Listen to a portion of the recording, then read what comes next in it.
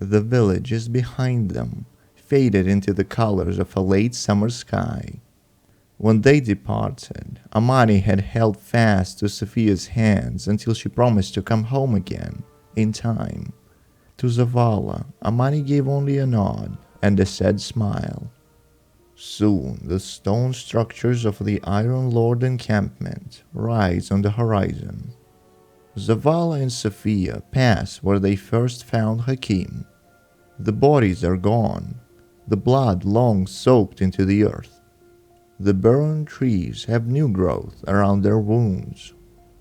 But the fragments of rusted wreckage along their path, picked over for any useful pieces, are still half buried in the soil. At the gates, Sophia presses her knitting needles into his hands. "To keep you warm," she says. He nods his head and thanks her, his voice small. "You will survive this," she tells him. She knows he has no choice. Sophia departs to find the people who need her. She feels Zavala's gaze cling to her until the gates of the Iron Lords disappear onto the horizon. The gates of the encampment opened for Zavala, alone. Saladin says little, passes no judgment, tenders no admonition. All he says to him is this: "Love is a moment in time. We are not." Zavala wonders for an instant if Saladin speaks from experience. He does not ask, but simply takes a breath and follows Lord Saladin. It is decades until a message arrives from Amani, half crumpled and discolored from the uncertain journey it took to reach him in the last city. "Come quickly," it reads, "before it's too late." But he arrives too late.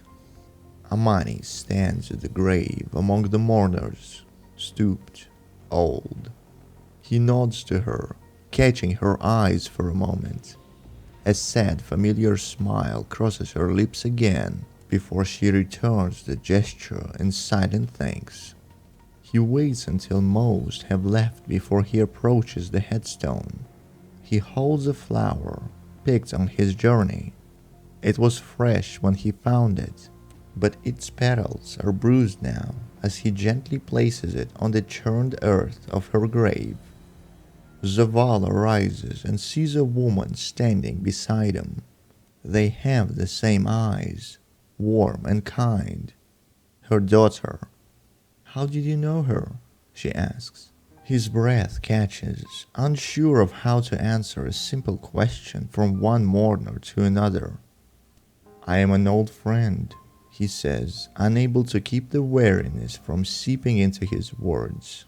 The woman looks at him askance. He wonders, briefly, if she knows of him, his history, her brother. But she simply nods and thanks him, and nothing more is said. Years later, he visits the woman's grave. Then her son's son. The graveyard grows thick with headstones.